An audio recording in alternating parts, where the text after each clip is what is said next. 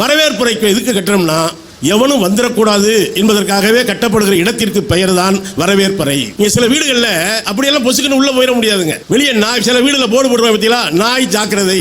அது நாயா சொல்றாங்க ஜாக்கிரதைன்னு, நம்மளை சொல்றாங்க. உள்ள எல்லாம் தப்பி தோறி வந்துடாத. ஒரு வீட்டில் நாய்கள் ஜாக்கிரதைன்னே போட்டிருந்தாங்க. நான் கூட என்னடா பொதுவாக ஒரு நாய் தானே வளர்ப்பாங்க. இந்த நாய் வைக்கிற கலாச்சாரமே மாறி போச்சாங்க. ஒரு காலத்தில் கிராமத்தில் நாயெல்லாம் வெளியே தானங்க தெரிஞ்சிச்சு. இப்போ போய் பாருங்க, நாயை மேய்க்கிறதே ஒரு பெரிய பணியாக சில பேர் செஞ்சுக்கிட்டு இருக்காங்க. காலையில் பார்த்தா மாடு, நம்ம ஒரு காலத்தில் மாடு மேய்ச்சோம், இப்போ இங்கே நாய் மேய்க்கிறாங்க. அந்த நாயை கெஞ்சுறாங்க, கொஞ்சம் கக்கா போ, கொஞ்சம் கக்கா போ. வீட்டில் புல்ல கக்கா போடுறதை பற்றி எனக்கு கவலையே கிடையாது. இந்த நாய்கள் ஜாக்கிரதைன்னு ஏன் போட்டிருக்காங்கன்னா, நான் போய் ஐயா இருக்கிற யாரு அப்படின்னாங்க, நான் புரிஞ்சுக்கிட்டேன். இவனையும் சேர்த்து தான் நாய்கள்னு போட்டிருக்காங்க. அது கடிச்சா கூட பரவாயில்ல, எத்தனை ஊசின்னு கணக்கு இருக்குது. இது கடிச்சா எத்தனை ஊசினே கணக்கு கிடையாது. உள்ளே இருக்கிறவனை வெளியே வர்றதுக்கு தானங்க காலிங் பெல் வச்சுருக்காங்க. அதுக்கு பேர் அழைப்பு மணி. ஒரு படத்தில் கூட எழுதியிருப்பாங்கல்ல, அழைப்பு மணி எந்த வீட்டில் கேட்டாலும் ஓடி நான் வந்து பார்ப்பேன் அப்படின்னு ஒரு பேத்தியை பற்றி பாட்டி பாடுற மாதிரி ஒரு பாட்டு இருக்கும். அழைப்பு மணிங்கிறது நீங்கள் போன உடனே உள்ளே இருக்க ஐயாவையோ அம்மாவையோ கூப்பிட்றதுக்காக வைக்கிறதுக்கு பேர் தான் அழைப்பு மணி. ஆனால் ஒரு வீட்டில் அழைப்பு மணியை ஒழிச்சு வச்சுருக்காங்க. நீங்கள் சில வீடுகளை பார்த்துருப்பீங்க. என்னங்க உங்கள் வீட்டில் காலிங் பெல்லே இருக்குது? இல்லைங்க உள்ளே வச்சுருக்கோங்க. தெரியலையே, தெரியக்கூடாது தான் வச்சுருக்கோம். ஏன் தெரிஞ்ச மாதிரி வச்சா என்ன? கண்ட நாயெல்லாம் வந்து அடிக்கிறது இல்லை. இப்போ நான் சொன்னதனுடைய பொருள் உங்களுக்கு புரியுதா? எதுக்கு வரவேற்பறை கட்டுறாங்க அப்படின்னு. அதையும் தாண்டி நீங்கள் நாயையும் தாண்டி உள்ளே போறீங்கன்னு வைங்க, உள்ளுக்குள்ளே தான் நாய் வளருது. இப்போ பெரும்பாலும் நான் ஒரு வீட்டுக்கு போயிருந்தேன், ஒரு பொமேரியன் நாயின்னு ஒன்று இருக்குது போல இருக்குது. முடினா முடிங்க, அது முகம் எங்கே தெரியல, எதுவுமே தெரியல. நான் கேட்டேன், என்ன அப்பெல்லாம் இப்படி இருக்கேன் நாய் அப்படின்னு. எதியா முன்பக்கம் எதியா பின்பக்கம், இவ்வளவு முடி கொச கொசட்டு இருக்கேன். அவன் சொன்னான் சூன்னு விரட்டு, அது எந்த பக்கம் ஓடுதோ அதான் முன்பக்கம்னா. நான் சூ அப்படின்னேன், கெக்கன்னு சிரிக்கிறான். ஏன்டா என் நாய் ரிவர்ஸில் ஓடுதுங்கிறான். இப்போ நான் ஏன் சொன்னேன்னு புரியுதா? ஏன் வரவேற்புரைக்கு எவனும் வரக்கூடாதுன்னே கட்டி வச்சுருக்காங்கன்னு. இதையும் மீறி நீங்கள் போயிட்டீங்கன்னு வைங்க, ஒரு லென்ஸ் வழியாக அவங்கள பார்த்த பிறகு தான் உள்ளே விடுவாங்க. நீங்கள் காலிங் பெல்லையும் அடித்து உங்கள் நல்ல நேரம் வீட்டுக்குள்ளே ஆள் இருந்து அவங்க இந்த லென்ஸ் வழியாக பார்த்தா நல்லவங்க கூட திருடங்க மாதிரி தான் தெரிவாங்க. அந்த லென்ஸில் எதை வச்சு கண்டுபிடிப்பாங்களோ தெரியல. ஒரு வேளை தெரிஞ்ச மூஞ்சியாக இருந்தால் வாங்கன்னு உட்கார வச்சுட்டு அவங்க ஒன்று டிவியை பார்ப்பாங்க, இல்லைன்னா செல்லை பார்ப்பாங்க. பேசுவது என்பதே இல்லை. சரி, திருமண வீடுகளுக்கு போய் பாருங்கள். இப்போல்லாம் ஒரு காலத்தில் பார்த்தீங்கன்னா அந்த கல்யாண வீட்டுக்காரங்க வாசலில் நின்று வாங்க வாங்க வாங்க வாங்கன்னு கூப்பிடுவாங்க. இப்போல்லாம் அதுக்குன்னு தனியாக ஆள் போட்டு விட்டாங்க. ஒரு காலத்தில் பொம்மையை நிறுத்தி வச்சுருந்தாங்க. அது நம்ம போனாலும் கும்பிடும், செருப்பு திருட வந்தவனையும் கும்பிடும். இப்போ தான் கல்யாணத்துக்கு போகிறது இல்லையே. நம்ம எங்கே போனேன், எந்த கல்யாணத்தில் சாப்பிட்டேன், அங்கே போய் தலையை காட்டிட்டு, இவர் ஒரு அதிசயமான தலையை கொண்ட காட்டத்தான் அவர் போகிறது. அவர் தலையை கொண்ட காட்டிட்டு அங்கே காட்டிட்டு அங்கே காட்டிட்டு, அங்கே சாப்பிடலாம்னு இங்கே விட்டு, இங்கே சாப்பிடலாம்னு அங்கே விட்டு, கடைசியாக போகிற வீட்டில் அவங்க இப்போ மண்டபத்தை பிடிக்கிட்டு இருப்பாங்க. கடைசியாக வீட்டில் வந்து பழைய சொல்கிறான்னு கேட்பாங்க. ஏதாவது ஒரு வீட்டில் கூட சாப்பிட்டுக்கலான்னு வைங்க. இப்போ அந்த பொம்மையை எடுத்துட்டாங்க. அதுக்குன்னே நல்ல அழகான பெண்களை போட்டு வர்ற பூரா கும்பிடுவாங்க. நல்லவன் கெட்டவன், கல்யாண வீட்டுக்காரனா மாப்பிள்ளை வீட்டுக்காரனா பொண்ணு வீட்டுக்காரனா எவன் வந்தாலும் அந்த பிள்ளைய கும்பிட்டு வாங்க, இல்லை லேட்டாக வரீங்க. அவன் சொல்கிறான், 4 கல்யாண மண்டபம் பார்த்துட்டு காலை காட்டிட்டு வரான்டாமா. என்னடா பொதுவாக தலையத்தானே காட்டுவாங்கன்னா, அவன் செருப்பத்தில் போயிருக்கான் 4 மண்டபத்தில், எங்கேயும் அமையலை, கடைசியாக இங்கே வந்திருக்கான். அவனையும் வாங்க வாங்கன்னு உள்ளே கூப்பிடுறாங்க. அது போக பன்னீர் சம்பு வச்சுக்கிட்டு சில சின்ன பிள்ளைங்க நிற்க ஒரு காலத்தில் பார்த்துருப்பீங்க. அதெல்லாம் இப்போ அந்த பிள்ளையெல்லாம் காணா போச்சு. அதெல்லாம் உள்ளே செல்லு நோண்டிக்கிட்டு இருக்கு. அதுக்கு என்ன பண்ணுறாங்கன்னா, இப்போ ஒரு மிஷினை வச்சு விட்டாங்க. போன உடனே உங்கள் மூஞ்சில் சுனாமி அடித்த மாதிரி அடிக்கும். இவ்வளவையும் தாண்டி நீங்கள் உள்ளே போனீங்கன்னா தான் திருமணத்துக்கு போனீங்கன்னு அர்த்தம். சரி, வரவேற்பறைக்கு வாங்க. இந்த பட்டுக்கோட்டையார் சொல்கிறாரு, இந்த திண்ணை பேச்சு வீரரிடம் ஒரு கண்ணா இருக்கணும் அண்ணாச்சி. திண்ணையில் உட்காந்து என்ன சிலபஸ்ன்னு உட்காந்து பேசுகிறாங்க. அன்னைக்கு எவன் சிக்கிறானோ, கலைவாணர் ஒரு படத்தில் ஒரு ஜோக்கு வச்சுருப்பாருங்க. 5 பேர் பேசிக்கிட்டு இருப்பாங்க. அங்கே இல்லாத 6வது ஒரு ஆளை பற்றி பேசிக்கிட்டு இருப்பாங்க. யோக்கியனா அவனை மாதிரி ஒரு ஆள் உண்டா? அந்த 5வது ஆள் போன உடனே மற்ற 4 பேர் அவனை பற்றி பேசுவாங்க. 4வது ஆள் போன உடனே 3 பேர் சேர்ந்து அவனை பேசுவாங்க. இந்த கடைசியாக நிற்கிறவன் போகிறதுக்கு யோசிப்பான். நம்ம போனோம்னா அடுத்த டார்கெட்டு இவன் தான். உலகத்தில் அடுத்தவன் நம்மளை பற்றி என்ன பேசுகிறான் அப்படின்னு யோசிச்சோம்னு வைங்களேன், ஒரு நொடி கூட நிம்மதியாக இருக்க முடியாதுங்க. இதை நான் சொல்லலை, பட்டினத்தார் சாமிகளே சொல்கிறார். பட்டினத்தார் எல்லாத்தையும் திறந்துட்டாருங்க. எல்லா உண்மையான துறவியவர் உண்மையாக திறந்துட்டு என்ன பண்ணியிருக்காரு, ஊரும் சதமல்ல உற்றாரும் சதமல்லன்னு பாடிக்கிட்டு அவரும் அவருடைய சிஷ்யர் பத்திரகிரியார்னு அவர் ஒரு பெரிய சித்தர், 2 பேரும் வயலில் அவ்வளவு பெரிய அந்த ஊர்லேயே மிகப்பெரிய செல்வச்சீமான் பட்டினத்தார் ஒரு துண்டை மட்டும் கட்டிக்கிட்டு வயல் வரப்பில் படுத்திருக்காருங்க. அந்த பக்கம் 2 பெண்கள் வந்து தண்ணி எடுக்க போயிருக்காங்க. அதில் ஒரு அக்கா சொல்லியிருக்கு, இந்த பட்டினத்தார் மாதிரி ஒரு உண்மையான துறவியை பார்க்க முடியாது. பாரு எவ்வளோ பெரிய செல்வந்த, எல்லாத்தையும் இழந்துட்டு இந்த வைக்க குத்துற இந்த வயலில் வந்து மனுஷன் துண்டோடு படுத்திருக்கிறாரு, இவர் இல்லை சாமியார் அப்படின்னு சொல்லிச்சான் ஒரு அக்கா. அதுக்கு இன்னொரு அக்கா சொல்லிச்சான், ஆமாம் இவரெல்லாம் பெரிய சாமியார். ஏக்கா அப்படி சொல்கிற, படுத்தா கூட இன்னமும் வரப்பு சுகத்துக்கு தானே வரப்பில் தலை வச்சுருக்கான். எல்லாம் வீட்டில் மெத்தையில் தலைவாணி வச்சுருந்த சுகம் அவனுக்கு இன்னும் போகலை, அதனால தான் வரப்பில் தலை வச்சு படுத்திருக்கான் அப்படின்னு தான் ஒரு அக்கா. இதை கேட்டிருக்காரு, ஆஹா எல்லாத்தையும் திறந்து அந்த வரப்பில் தலை வைக்கிற பழக்கத்தை விட்டுட்டோமேனு வரும்பொழுது பொசுக்குன்னு கீழே இறங்கி படுத்துட்டார். 2 பேரும் தண்ணி எடுத்துக்கிட்டு வர்றாங்க. வரும்பொழுது கேட்டிருக்காப்புல, நீ பாருக்கா உண்மையான துறவி, நீ ஒரு வார்த்தை சொன்னியா இந்த வரப்பு சுகம் தேவையான்னு, வெறும் தந்தரையில் படுத்துட்டார் பாரு அப்படின்னு நினைச்சான். இவர் இல்லை சாமியார். அது அந்த அக்கா சொல்லிச்சான், ஆமாம் இவெல்லாம் ஒரு சாமியாரா? ஏக்கா அப்படி சொல்கிற, சாமியார்னா அடுத்த ஆள் என்ன பேசுகிறாங்கன்னு கேட்கக்கூடாது. இவன் போகிற வர ஆளுகள்லாம் என்ன பேசுதுன்னு கேட்டுக்கிட்டு படுத்து கிடக்கிறானே, இவெல்லாம் ஒரு சாமியாரா? அதுக்கு தான் சொல்கிறேன், சாமியாரை பற்றியும் பேசக்கூடாது, சாமியார்கள் நம்மளை பற்றி என்ன பேசுகிறாங்கிறதையும் கேட்டோம்னா இதவே முடியாது. இன்றைக்கி தாங்க ஒரு நம்ம சமூக வலைதளங்களில் ஒன்று வைரலாக இருக்குது. ஒரு குட்டி சாமியார் வர்றாரு. வந்த உடனே எம்ஆர் ராதாட்ட அவர் வர்றார். எம்ஆர் ராதா நடிகவேல் எம்ஆர் ராதா மாதிரி ஒரு நக்கல் பிடிச்சாலும் உலகத்திலேயே பார்க்க முடியாதுங்க. அவர்கிட்ட அவர் கேட்குறாரு, சாமி யார்? உடனே அவர் திரும்ப, சாமி யார்? என்ன நக்கல் பண்ணுறியா? சாமி யாருன்னு உன்னை கேட்டால் நீ சாமி யாருன்னு திரும்ப என்னையே கேட்குற? இல்லைங்க நான் சாமி யார், சாமி யாருன்னா என்ன? சன்னியாசிங்க. அப்புறம் சாமியார்னு முதல்ல சொன்னேன். இல்லைங்க சன்னியாசிக்கு மாற்று பேர் தாங்க சாமியார். சரி சொல்லு, சாமி யார்? சாமி யாருன்னு உலகத்துக்கெல்லாம் சொல்கிறவர் தாங்க சாமி யார். சரி சொல்லு, சாமி யார் அப்படின்னு அவர் சொல்கிறார். இந்த கிருஷ்ணர் முருகர் அவரெல்லாம் எங்களுக்கு தெரியும், நீ சொல்லு சாமி யார்? சரி என்ன வயசு இருக்கும் உனக்கு? ஒரு 20லேருந்து 25 வயசு இருக்குங்க. பிஞ்சு சாமியார் போல். நீங்கள் வேறு யாரையும் மனசில் நினச்சிக்கப்படாது. பிஞ்சு சாமியார் போல். வேறு எந்த தொழிலையும் விட இது கொஞ்சம் உனக்கு ஏற்ற மாதிரி இருந்ததால நீ சாமியார் ஆகிட்ட. இல்லை வேறு ஏதாவது தொழில் கற்றுருக்கியா? இல்லைங்க இது ஒன்று தான் கற்றுருக்கேன். வேறு எப்படி நீ தொழில் கற்றுக்குவேன்? இதான் சிறந்த தொழில், நீ தேர்ந்தெடுத்தேன்னு சொல்லுவார். அதனால் சாமியார்கள் இருந்தால் கூட என்ன சொல்கிறாங்கன்னு கேட்கக்கூடாது. சொர்க்கத்துக்கு ஒரு வாசல் இருக்குது, நரகத்துக்கு ஒரு வாசல் இருக்கும்ல, உள்ளே தானே உள்ளே போக முடியும். ஒரு துறவிகிட்ட போய் ஒருத்தன் கேட்குறான், தளபதி ஐயா சொர்க்கம் நரகங்கிறாங்களே, சொர்க்கத்துக்கான வாசல் எப்படி இருக்கும், நரகத்துக்கான வாசல் எப்படி இருக்கும்? அவர் கம்முன்னு இருக்கார். இவன் திரும்ப கேட்குறான், யோ என்ன கம்முன்னு இருக்க, சொர்க்கத்தின் வாசல் எப்படியா இருக்கும், நரகத்தின் வாசல் எப்படி இருக்கும்? அவர் ஒரு 10 நிமிஷம் வச்சு கண்ணை முடிச்சு, தம்பி சோத்துக்கு என்ன பண்ணுறீங்கன்னு கேட்டிருக்கார். இவன் கேட்டது உயரிய சித்தாந்த வேதாந்த கேள்வி. சொர்க்கத்தின் வாசல் எப்படி இருக்கும், நரகத்தின் வாசல் எப்படி இருக்கும், தம்பி சோத்துக்கு என்ன பண்ணுறேன்னு கேட்டிருக்கார். அவன் சரி பொறுமையாக சொல்லியிருக்கான், ஐயா நான் மன்னருக்கு அடுத்த பொசிஷனில் நான் தான் இருக்கேன், சோத்து பிரச்சனையே கிடையாது, எனவே நீங்கள் சொல்லுங்கள், சோத்துக்கு நான் ஒன்றும் சோத்து கவலை இல்லை, நான் கேட்ட கேள்விக்கு பதில் சொல்லுங்கள், நீங்கள் தான் பெரிய துறவி. திரும்ப இவர் அதெல்லாம் கேட்டுக்கிட்டே சொல்லியிருக்காரு, நீ தளபதி தான், பெரிய ஆள் தான், சோத்துக்கு என்ன பண்ணுன்னு இருக்கார். இவன் கடுப்பாகி என்ன பண்ணிட்டான், உடை வாழை எடுத்து அந்த ஆளை வச்சுட்டு, என்னையா நான் தளபதிக்கிட்டே பேசுறியா?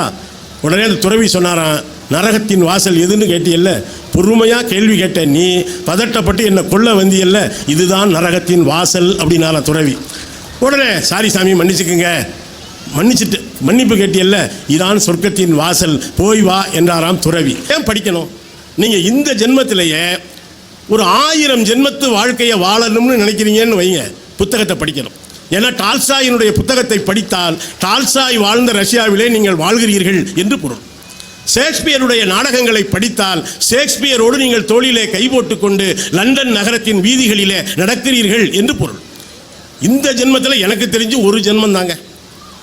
இதை தாண்டி நீங்கள் ஒரு 1000 ஜென்மம் வாழணும் அப்படின்னு நினச்சிங்கன்னா, உங்களுக்கு அப்படி ஒரு ஆசை இருந்தால் நீங்கள் செய்ய வேண்டியது புத்தகங்களை படிப்பது தான். இதில் இந்த முற்பிறப்பு பிற்பிறப்பு சம்மந்தமெல்லாம் நிறைய வருது. நீங்கள் இந்த ஜென்மத்தில் உங்களுக்கு என்ன உண்டோ அந்த கர்ம வினையை மட்டும் அனுபவிச்சுட்டு போங்க. அதை விட்டுட்டு போன ஜென்மத்தில் இங்கே மறுபடியும் எம்ஆர் ராதாவை தான் இழுக்க வேண்டியிருக்கு. அவர் ஒரு இடத்துல திவசம் கொடுத்துக்கிட்டு இருக்காங்க. பார்த்தா அரிசி பருப்பு புடலங்காய் வெண்டைக்காய். உடனே கேட்டுக்கார், யாருக்குயா? எங்கள் அப்பாவுக்கு தாயா. உங்கள் அப்பா என்ன விரும்பி சாப்பிடுவார்? அவர் கறி மீனுன்னா வெளுத்து கட்டுவாருங்க. அப்போனா செத்தவருக்கு அது கறி மீன் தானே வைக்கணும், அப்புறம் என்ன புடலங்காயும் வெண்டைக்காயும் வச்சுக்கிட்டு இருக்கீங்க? இல்லைங்க அவர் தாங்க சொன்னார். இதெல்லாம் அவருக்கு இல்லை. இப்போ நீ உனக்கு தேவசம் பண்ணுறியா, இல்லை இந்த தேவசம் பண்ணுறவனுக்கு தேவசம் பண்ணுறியா? நீ உண்மையிலேயே உங்கள் அப்பாவுக்கு தேவசம் பண்ணால் அவருக்கு என்ன பிடிக்குமோ அதை வச்சு தாண்டா கொடுக்கணும்னார். இதுக்கு மரியாதைக்குரிய திருமுருக கிருபானந்தவர் யார் ஒரு கதை சொல்லியிருக்காருங்க. என்னென்னா சில பேரோட பேசணும்னு வைங்களேன், சில உரையாடல் என்பது ஒரு கலைங்க.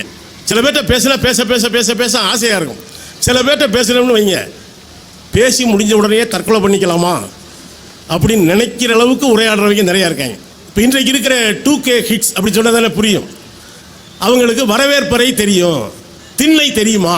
நிறைய வீடுகளில் இப்போ திண்ணை இல்லை. நம்முடைய மதுரையினுடைய மேடை கலைவாணர் நன்மார் அடிக்கடி சொல்லுவார், ஒரு காலத்தில் நம்ம வீடுகளில் திண்ணை இருந்தது, திண்ணையில் ஒரு பானை இருந்தது, பானையில் தண்ணி இருக்கும். யார் வந்தாலும் ஜாதி வித்தியாசம் இல்லாமல் அந்த திண்ணையில் இளைப்பாரி விட்டு தண்ணீரை குடித்து விட்டு போவார்கள். கொஞ்சம் வெளியூர்காரங்களாக இருந்தால் நீராகாரம், மோர், சமயத்தில் சோறு கூட கொடுப்பாங்க. இது ஒரு காலத்தில் திண்ணை வைத்து வீடு கட்டிய பழக்கம் இருந்தது. நன்மார் என்ன சொல்வார்னா, இப்போ வறுமை அதிகரிக்க அதிகரிக்க திண்ணை காணா போச்சு, இருந்த திண்ணையும் வெத்தலாக்கு கடைக்கு வாடகைக்கு விட்டாங்க. இப்போ இருந்த வெத்தலாக்கு கடையில் தான் வாடகைக்கு விட்டுருக்காங்க திண்ணையை. சில வீடுகளில் பார்த்தீங்கன்னா முற்றம் இருக்கும். சில செட்டிநாடு வீடுகளில் பார்த்தீங்கன்னா சுற்றி திண்ணை மாதிரி இருக்கும், நடுவே ஒரு முத்தம் இருக்கும். ஒரு முறை மன்னை நாராயணசாமி வீட்டுக்கு கலைஞர் போயிருக்கிறார். வீட்டை பூரா சுற்றி காட்டியிருக்காரு. சுற்றி காட்டுற மாதிரி ஒரு வீடு இருந்திருக்கு அவருக்கு. இப்போ நம்ம வீட்டில் சுற்றி காட்டுறதுக்கு என்ன இருக்குது? சுற்றி காட்டிட்டு வரும் பொழுது ஒரு இந்த முத்தத்தை காட்டி மன்னையார் சொன்னாராம், கலைஞர் அவர்களே, இந்த முத்தத்தில் தான் நான் பிறந்தேன். பெரும்பாலும் நம்ம பிரசவம் அங்கே தான் நடந்திருக்கோம். கலைஞர் சொன்னாராம், விடியா எல்லாரும் முத்தத்தெல்லாம் பிறந்தாங்க, நீ ஒருத்தன் தான் ஏதோ முத்தத்தில் பிறந்த மாதிரி அதிசயமாக சொல்கிறேன் அப்படின்னாராம். அது அவருடைய சமயோகிதம். இப்போ திண்ணை அப்படின்னா என்ன, அது என்ன குறிக்குது? ஒரு கவிதையில் கூட திண்ணைன்னா என்ன? திண்ணை என்பது தெருவிலே உயர்ந்தது. யாராவது இல்லைன்னு சொல்ல முடியுமா? அண்ணன் என்பவன் தம்பிக்கு மூத்தவன், இப்படியே அறிமுகப்படுத்தலாம். ஆனால் திண்ணை என்பது ஒரு குறியீடு, ஒரு பண்பாட்டினுடைய சின்னம், எல்லோருக்கும் பொதுவானதாக இருந்த இடம் தான் திண்ணைன்னு சொல்கிறோம். இப்போ நம்ம யாரும் பொதுவாக திண்ணை வச்சு கட்டுறதில்லை, வரவேற்பறை வச்சு தான் கட்டுறோம். எனக்கே ஒரு அனுபவம் ஏற்பட்டுச்சுங்க. ஒரு மாதத்துக்கு முன்னால் ஒரு சின்ன விபத்து. அதனால் ஆணையர் ஒன்று கோச்சிக்க வேணாம், அவனுக்கு எஃப்ஐஆர் போடுற அளவுக்கு பெரிய விபத்து இல்லை, நானே எந்திரிச்சு நடந்து போகிற அளவுக்கு ஒரு விபத்து. அதனால் ஒரு மாதம் கால் கட்டு போட்டுக்கிட்டு, 2வது தடவையாக கால் கட்டு போட்டுக்கிட்டு வீட்டில் இருக்க வேண்டிய ஒரு நேரம். இந்த நலம் விசாரிக்க வர்றப்போ தாங்க நான் தெரிஞ்சுக்கிட்டேன் எப்படியெல்லாம் நலம் விசாரிக்கக்கூடாதுங்கிறது. ஒருத்தர் சொல்கிறார், எங்கே கணுக்காலில் அடிபடக்கூடாதுங்க. கணுக்காலில் அடிபட்டுருச்சு, நான் என்ன இடத்த ஃபிக்ஸ் பண்ணியா கொடுத்தேன், முழங்காலா கணுக்காலான்னு? வண்டி விழுந்த வாகம் அங்கே விழுந்துருச்சு. ஏங்க, மொத்த வெயிட்டு அங்கே தானங்க வருது. சரி, போகிறப்ப சொல்கிறார், கவனமாக இருங்க, வெயிட்டு கீட்டு போட்டுறாதீங்க. இப்போ நான் கால் வலியோடு டெய்லி தராசில் ஏறி ஏறி வெயிட்டு ஏறி இருக்கா இறங்கியிருக்கா, அதை விட உங்களுக்கு சர்க்கரை இருக்குல்ல, சர்க்கரை இருக்குது, அது ஒன்றும் பூர்வ ஜென்ம பகையெல்லாம் கிடையாதுங்க, அது எதுவும் இந்த வந்திருக்கு அவ்வளோதான். ஒருத்தர் சொல்கிறாரு, சர்க்கரை இருந்தால் கூட அது முன்ஜென்ம வினை தான் அப்படின்னு. இப்போ போன ஜென்மத்தில் சாப்பிட்ட சர்க்கரை இந்த வயசு வரைக்கும் எஃபெக்ட் கொடுக்குது பாருங்க. அதனால் அவர் சொல்கிறார், நீங்கள் சர்க்கரை ஏறாமல் பார்த்துக்கணும். அதுக்கு என்னங்க செய்யணும்? கவலைப்படாமல் பார்த்துக்கணும். உண்மையிலே ஒரு சம்பவம் நினச்சிங்க. ஒரு தடவை மஞ்சக்கமாலை வந்து ஜிஹெச்சில் இருக்கும்பொழுது 2 பேரும் பார்க்க வந்தாங்க. பார்க்க வந்தப்போ கேட்டாங்க, மஞ்சக்கமாலையா? ஆமாம். அடிக்கடி ஒன்றுக்கு போனீங்கன்னா மஞ்சளாக போகுங்க. ஆமாங்க. கண்ணு மஞ்சளாக இருக்குமே? ஆமாம். கை கூட மஞ்சளாக தெரியுமே? நான் நினச்சிட்டேன் வரிசையாக ஆர்டராக சொல்கிறானே, இவனுக்கு ஒரு வேளை மஞ்சக்கமாலை வந்திருக்கும் போல இருக்குது, அதை நினச்சி தான் சொல்கிறான்னு நினச்சிக்கிட்டு, ஏங்க உங்களுக்கு மஞ்சக்காமலை ஏற்கனவே வந்திருக்கான்னு. அதுக்கு இருந்தாலும் சொல்கிறேன், எனக்கு ஏன் வருது? நான் எவன் சோத்தில் மண்ணள்ளி போட்டேன், எனக்கு ஏன் மஞ்சக்காமலை வரப்போகுதுங்கிறான். இப்போ நான் எவன் சோத்தில் நான் மண்ணள்ளி போட்டேன்? இப்படி எதுக்கு ஆறுதல் சொல்கிறேன்? இப்படி சில பேர் குடும்பத்துக்கு வந்தாலே போகும்பொழுது அவங்க வேலையை பார்த்துட்டு போயிடுவாங்க. நாரதர்லாம் செத்துட்டார் நினைக்காதீங்க, வேறு வேறு பேரில் ஊருக்குள்ளே சுற்றிக்கிட்டு இருக்காங்க. அப்படி ஒருத்தர் வந்திருக்கான். நான் சொல்கிறேன் ஏன் கதை இல்லைங்க, மரியாதைக்குரிய ஐயா கிருபானந்த வாரியார் சொன்ன கதை. அவன் எதில் ஸ்பெஷலிஸ்ட்டுன்னா, யாராவது நல்லா இருந்தால் பிரித்து விட்ருவான். எங்கள் ஒரு வீட்டுக்கு போனாலும் புருஷ முன்னாடி பிரித்து விட்ருவான். அண்ணன் தம்பி 4 பேர் இருந்தால் 4 பேரையும் 4 வீடாக வச்சுட்டு தான் மறு வேலை பார்ப்பான். அவன் அந்த ஊருக்கு வந்திருக்கான், ஒரு சிறப்பு வருகைன்னு வச்சுக்கோங்களேன். நான் உங்கள் பெருமை இல்லையா, நான் யாராக இருந்தாலும் பிரித்து விட்ருவையா அப்படின்ட்டு இருக்கான். அப்படியெல்லாம் சொல்லாதையா, இந்த ஊரில் ஒரு கணவன் மனைவி இருக்காங்க, அப்படி ஒரு மனமொத்த தம்பதிகள், அவங்கள உன்னால் பிரிக்கவே முடியாதியா அப்படின்ட்டு இருக்காப்புல. அதெல்லாம் இல்லையா, கொஞ்சம் சில பிட்டுகளை கொஞ்சம் கூட போட வேண்டியிருக்கும், அவ்வளோதான், பிரிச்சிடலாமியான் இருக்காப்புல. அதெல்லாம் பிரிக்க முடியாதியா. அப்படியா? அவர் என்ன பண்ணுறாரு, அவர் கடை வச்சுருக்காருங்க. இந்த அம்மா இது வீட்டில் ஹவுஸ் ஒய்ஃபாக இருக்குங்க. சரின்னு நேரம் இங்கே போயிருக்கான். அந்த அம்மா யாரோ விருந்தினர் சொல்லி நல்லா இப்போ திண்ணையெல்லாம் இருக்குல்ல, உட்கார வச்சு சோறு போட்டு எல்லாம் செஞ்சு எல்லாம் உபசரிச்சிருக்கு. போகிறப்ப சொல்லியிருக்கான், மகாலட்சுமி மாதிரி இருக்கியா. இந்த மகாலட்சுமின்னு எனக்கு ஒன்று ஞாபகம் வருதுங்க. ஒருத்தன் பொண்ணு பார்க்க போயிருக்கேன், அவன் போகலை, இன்னொருத்தன் போயிருக்கான். பொண்ணு எப்படின்னு கேட்டிருக்கான். இவன் சொல்லியிருக்கான், மகாலட்சுமி மாதிரி இருக்கும் அப்படின்னு. சரின்னு நம்பிட்டான். அப்போ இந்த ஃபோட்டோ இதெல்லாம் இல்லைல்ல, தாலி கட்டுறப்ப தான் பார்த்துருக்கான். அவன் பில்டப் கொடுத்த அளவுக்கு இது இல்லை. கூப்பிட்டு கேட்டிருக்கான், என்னையா மகாலட்சுமி மாதிரி இருக்கும்னா, ஆனால் மகாலட்சுமி மாதிரி இல்லையா, சுமாராக இருக்கையான் இருக்கான். அதுக்கு இவன் சொன்னான்னா, மகாலட்சுமியே சுமாராக தான் இருக்கும், அதை யாரையா நேரில் பார்த்து சிவகாசி காலில் தானே பார்த்துருக்கேன், விடுறா அப்படின்னு நானா. அந்த மாதிரி சொல்லியிருக்கான். பார்த்தா மகாலட்சுமி மாதிரி இருக்கே தாயி, ஆனால் இந்த ஜென்மத்தில் இந்த புருஷன் உனக்கு கிடைச்சது பெரிய விஷயம். ஆனால் வந்து போன ஜென்மம் தான் கொஞ்சம் சிக்கலாக இருக்கிட்டு இங்கே தான் நீங்கள் கவனமாக இருக்கணும். ஏங்க அது சொல்லியிருக்கலாம் ஒரு வார்த்தையிலையோ, இந்த ஜென்மத்தில் நானும் என் புருஷனும் ஒற்றுமையாக இருக்க, நீங்கள் இடத்த காலி பண்ணுன்னு சொல்லியிருந்தா பிரச்சனை இல்லை. போன ஜென்மத்தில் என்னங்க, வேணாம் விடுப்பா, எதுக்குப்பா சங்கடப்படுவேன், இப்படி சொன்னால் அந்த பிள்ளை சும்மா இருக்குமா? சொல்லுங்க ஐயா, நான் ஒன்றும் சங்கடப்பட மாட்டேன், நாங்கள் புருஷனை பிரியவே மாட்டேன். இல்லை, இந்த ஜென்மத்தில் அவர் கடை வச்சிருக்காரு, நல்ல மனுஷன் தான். போன ஜென்மத்தில் ஒரு நாயாக இருந்தார், இந்த ஜென்மத்தில் அவர் இப்படி இருக்காருன்ட்டு போயிட்டான். நேராக இந்த அம்மாவை முடிச்சுட்டு கடைக்கு போயிருக்கான். இப்போ தான் அவங்க வீட்டுக்கு போயிட்டு வர்றேன், சாப்பாடுன்னா சாப்பாடு அப்படி ஒரு சாப்பாடியா, மகாலட்சுமியே மனைவியாக வந்திருக்கு, இந்த ஜென்மத்தில் உனக்கு மனைவியாக இருக்குது. ஆனால் போன ஜென்மம் தான் கொஞ்சம் சிக்கலாக இருக்குன்னு இருக்கேன். போன ஜென்மத்தில் என்ன சிக்கல்னு கேட்டிருக்கேன் நம்ம. வேணா விடுப்பா விடியா அப்படின்னு இருக்காப்புல அவர். இல்லை சும்மா சொல்லுங்கள், இல்லை இந்த ஜென்மத்தில் உனக்கு மனைவியாக இருக்குது, போன ஜென்மத்தில் உப்பு ஊற்றிக்கிட்டு இருந்துச்சு, இப்போது கண்டுபிடிச்சிடலான்னு இருக்கான். எது போன ஜென்மத்தில் உப்பு இப்போ எப்படி கண்டுபிடிப்பிய? இப்போவே கண்டுபிடிக்க முடியாது என்ன வைக்கிறாங்கன்னு. உடனே எப்படி கண்டுபிடிக்கிறது? ஒன்றும் இல்லை, நைட்டு நீ நல்லா அசந்து தூங்குறப்ப 12 மணிக்கு மேலே உங்கள் வீட்டுக்காரம்மா வந்து உன் உள்ளங்கால லேசாக நக்கி பார்க்கும். அது போன ஜென்மத்தில் நாய் ஞாபகம். எதுக்கு நக்குதுன்னா உப்பு வைத்தது உண்மையாக பொய்யான்னு. இவன் இதை நம்பி ஒழுங்காக போனவொன்னே படுத்துருவான் பாவம் அசதியில். அன்றைக்கி தூக்கம் வரல, அந்த இவன் சொன்னது உண்மையாக பொய்யான்னு பார்க்கலாம்ன்றான். அதே மாதிரி அந்த அம்மா டெஸ்ட் பண்ணியிருக்கு, அடைச்சி நாயர்னு ஓங்கி ஒரு எத்து விட்டுருக்கான். அட போடா உப்பு ஊற்றவளேன்னு அவன் சொன்னபடி 2 பேரும் பிரிஞ்சிட்டாங்க. இந்த கதையை நான் சொல்லலை, வாரியார் சொன்ன கதை. இந்த ஜென்மத்தில் உங்களுக்கு என்ன இருக்கோ அதை மட்டும் பாருங்கள். அதை விட்டுட்டு போன ஜென்மத்தில் என்ன பண்ணோம் ஏது பண்ணிக்கிட்டு இருந்தோம், அடுத்த ஜென்மத்தில் மூட்டை கட்டிக்கிட்டு போவோமா பாவத்தை புண்ணியத்தை அப்படின்னெல்லாம் மண்டையை உடைச்சிக்காதீங்க. நான் சொல்லலை, செத்த பிறகு சிவலோகம் வைகுந்தம் என்பார் பித்த மனிதர்கள் அப்படின்னு சாடுறான் மகாகவி பாரதி. நண்பர்களே, இந்த திண்ணை என்பது இப்போ பழையபடி திண்ணை வச்சு வீடு கட்ட முடியுமா? நம்ம யாரும் அதுக்கு வாய்ப்பு இல்லை. ஆனால் இந்த வரவேற்பறை என்பதை யாராவது வந்தால் வரவேற்கக்கூடிய இடமாக தயவு செய்து வைத்திருங்கள். 2 வார்த்தை பேசுங்க. யாராவது வந்து அவங்கள்ட்ட கொஞ்சம் நேரம் செல்ஃபோனை நோண்டாமல் வச்சுட்டு, ஒருத்தர் நீங்கள் அதிகபட்சமாக அவமதிக்கணும்னா அவர் பேசிக்கிட்டு இருக்கப்போ நீங்கள் செல்லை நோண்டனா போகும். இந்த பழக்கம் நம்ம எத்தனை பேர்கிட்ட இருக்குன்னு பாருங்கள். சொல்லுங்கள், நீங்கள் சொல்லுங்கள், என்னத்தை சொல்கிறது? செல்லில் நெருப்பள்ளி போட்டு தான் போகணும். நான் கேட்டுக்கிட்டு தான் இருக்கேன், சொல்லுங்கள். இப்போ காவல்துறை என்ன சொல்லுது? வாகனம் ஓட்டும்போது செல்ஃபோன் பண்ணாதீர்கள், அந்த போர்டு அங்கேயும் வைக்கணும். வீட்டுக்கு யாராவது வந்தால் அவரை உட்கார்ந்து விட்டு ஆளுக்கு ஒரு செல்லை நோண்டாதீங்க. நண்பர்களே, இன்றைக்கி மனிதர்களுக்குள்ள மனிதர் பேசுவதே குறைந்து போயிற்று. நீங்கள் கவிஞர் யுகபாரதி ஒரு கவிதை எழுதியிருக்கிறார். இந்த அது ஒன்று மட்டும் இல்லை, வரவேற்பறையில் இன்னொரு ஐட்டம் ஒன்று இருக்கும். அது என்னது? டிவி. அது நம்ம சொந்த காசுலேயே சனியனை வீட்டுக்கு கூட்டு வர மாதிரி. பெரும்பாலும் பார்த்தீங்கன்னா பிரேக்கிங் நியூஸ் அப்படின்னு போடுவாங்க, ஒன்றுமே இருக்காதுங்க. ஒரு நாய் அடிபட்டிருக்கும், அதுக்கு ஒரு 4 பேரை பேச கூட்டு வந்துடுவாங்க. அந்தந்த இடத்துல இது வரைக்கும் எத்தனை இடத்துல நாய் அடிபட்டிருக்குது, என்ன நாய் 32 அப்படி தாங்க ஒரு நாய் அடிபட்டுச்சுமா ஒருத்தன். இந்த நாயை பற்றி பேசிய அந்த பிரேக்கிங் நியூஸ் எல்லாம் இருக்கும். இவர் என்ன சொல்கிறாருன்னா, யுகபாரதி முனியாண்டி விலாஸ் அப்படின்னு ஒரு கவிதை தொகுதி இங்கே கூட இருக்குது, வாங்கி படித்து பாருங்கள். அதில் என்ன எழுதுகிறாருன்னா அவர் யுகபாரதி, உங்களிடம் சொல்வதற்கு எனக்கு சில செய்திகள் உண்டு, உங்களிடம் சொல்வதற்கு எனக்கு சில செய்திகள் உண்டு. நல்ல செய்தி எதையும் நீங்கள் கேட்கப் போவதில்லை. நான் ஏதாவது நல்லதாக சொன்னால் நீ கேட்க மாட்டேன். கெட்ட செய்தி ஏதாவது சொல்வதாக இருந்தால் அது ஏற்கனவே உங்களுக்கு தெரிந்திருக்கிறது. நல்ல செய்தியை நான் சொன்னால் கேட்க போகிறதில்ல. கெட்ட செய்தியை சொன்னால் அந்த மாதிரி செய்தியை தான் தேடி தேடி வாட்ஸ்அப்பில் வச்சுருக்கிறேன். அதை சொல்லி பிரயோஜனம் இல்லை. இப்படியா அந்த கவிதை போய் கடைசியாக எப்படி தெரியுமா முடியும்? நான் கடைசியாய் உங்களிடம் சொல்வதற்கு ஒரு செய்தி உண்டு, நீங்கள் இறந்து 2000 வருடம் ஆகிறது. இதுதான் யுகபாரதியினுடைய கவிதை முடிப்பு. இதை ஜெயகாந்தன் வேற மாதிரி சொல்லுவார், செத்து போனது தெரியாமையே பல பேர் சுற்றிக்கிட்டு இருக்காங்க அப்படின்னு. அது எப்படி சாகிறதுனா என்ன? இங்கே பேரறிஞர் அருணன் வந்து ஒரு தொடர்ச்சியாக சில திருக்குறளுக்கு உரை எழுதியிருக்கிறார். திருக்குறளுக்கு உரை எழுதாதவங்களே கிடையாதுங்க, அவ்வளோ பேர் எழுதியிருக்காங்க. பரிமேலழகர் துவங்கி இன்னைக்கு வரைக்கும் இப்போ கூட பார்த்தா யாராவது திருக்குறளுக்கு உரை எழுதிக்கிட்டே இருப்பார்.